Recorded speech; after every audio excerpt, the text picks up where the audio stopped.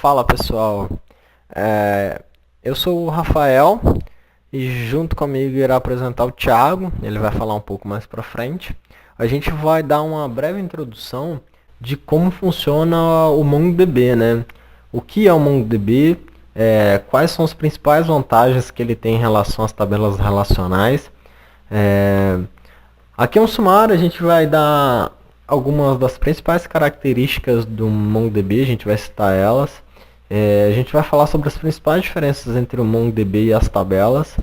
A gente vai dar alguns exemplos da utilização do MongoDB, como você, por exemplo, consulta um determinado dado.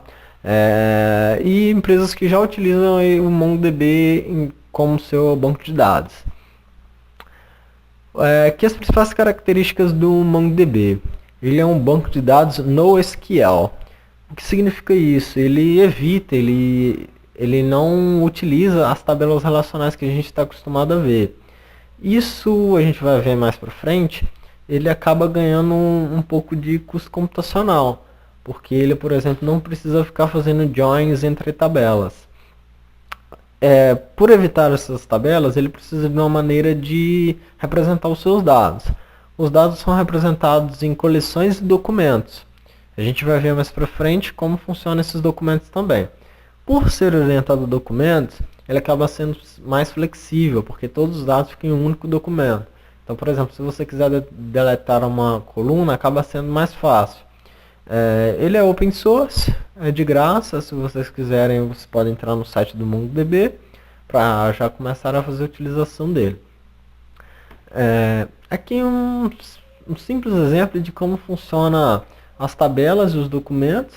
Por exemplo, aqui, se a gente tivesse um banco de dados de um banco, por exemplo, ele teria uma tabela para clientes, outra para conta e outra para endereços. E essas tabelas estariam interligadas.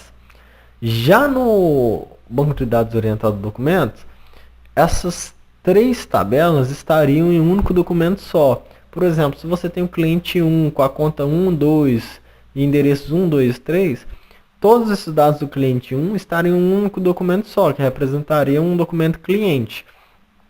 E se você, por exemplo, quisesse retornar todas as contas de um determinado cliente, isso se tornaria um pouco mais fácil. Você ganharia um pouco de custo computacional, porque não precisaria fazer os joins. Vou explicar isso aqui agora utilizando exemplos. Aqui a gente tem duas tabelas, né? Uma para os titulares das contas, outra para as contas, e a gente pode ver que são organizadas em várias tabelas. E à medida que a quantidade de informação vai crescendo, isso vai se tornando um pouco complicado, gerando um custo computacional maior. Já a gente já pode ver, só falando nisso, que o MongoDB um grande exemplo, uma grande ferramenta para, no caso, se você quiser tratar grande quantidade de dados, no caso o Big Data que a gente vê hoje em dia. É que os dados são organizados em tabelas, e se você, por exemplo, quiser as contas do Steven Edward, você teria que fazer o join e ver quais as contas que pertencem ao ID 0, né? E retornar essas contas. Já no banco de dados... e outra coisa.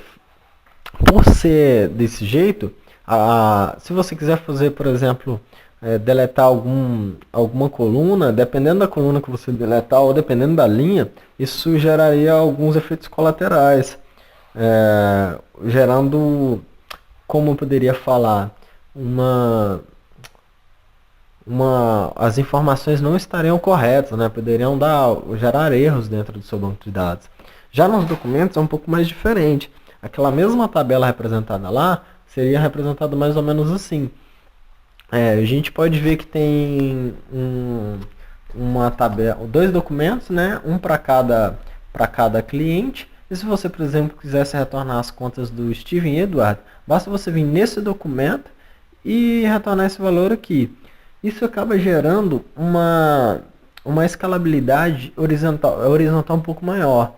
E a escalabilidade horizontal, ela é mais rápida e mais barata do que a escalabilidade vertical. A escalabilidade vertical é quando você dá o upgrade na sua máquina, melhorando o hardware dela para melhorar o desempenho. A escalabilidade horizontal é quando você aumenta a quantidade de máquinas para fazer o mesmo trabalho. Isso acaba se tornando mais rápido e mais barato também. Essa aqui não é a representação que fica nos documentos em si. Os documentos são representados por Binary JSON, que é como se fosse uma, uma espécie de JSON, só que em representação binária. Mas é mais ou menos funciona dessa maneira. Eles são representados em binário porque facilita e melhora o desempenho das queries, por exemplo. Agora o Thiago vai continuar falando, ele vai dar alguns exemplos, explicar mais ou menos como funciona o MongoDB em si. O conceito de NoSQL, ao contrário do que se pensa, não vem de bancos de dados que não utilizam a linguagem SQL. Eles não são relacionais, mas possuem uma linguagem parecida com SQL. Em 2009, houve uma conferência de bancos de dados open source e o uso do nome NoSQL foi utilizado para denominar esses bancos de dados, que não são relacionais. Isso foi uma forma de marketing para promover a tecnologia. Agora falando da terminologia de bancos de dados NoSQL, especificamente do MongoDB, vamos ver a diferença dele e do banco de dados SQL. Em banco de dados, o nome do database é database, no MongoDB também é database. Table, no banco de dados SQL, chamado de collection no MongoDB. Rows, em SQL, é documento JSON no MongoDB. Query é query nos dois. Index também. No banco de dados SQL existe a partition. No MongoDB é conhecido como shard. Agora eu vou mostrar uns exemplos de umas queries utilizando o banco de dados MongoDB. Para inserirmos os dados, vamos utilizar o comando db.insert create. Para iniciar uma nova coleção, que no caso aqui vai ser de uma universidade, vamos inserir o primeiro valor, que vai ser um aluno. Aí será var aluno igual nome, Thiago Oxis, descrição, aluno de graduação, cidade, São João da Boa Vista, estado, São Paulo. Depois disso, vamos colocar o comando db.alunos.insert, aí aluno. Ele vai aparecer que seria um registro em 3 milissegundos. Para conferir se o aluno foi realmente adicionado à coleção, vamos utilizar o comando find, que será db.alunos.find, aí colocamos o ID do objeto, o nome, que é Thiago Oxis, a descrição, que é aluno de graduação, a cidade, que é São João da Boa Vista, e o estado de São Paulo. Aí o MongoDB vai retornar para a gente que um registro foi encontrado em 3 milissegundos. Agora vamos utilizar o comando save para inserir e salvar no banco de dados. Aqui vamos utilizar o exemplo de um aluno também.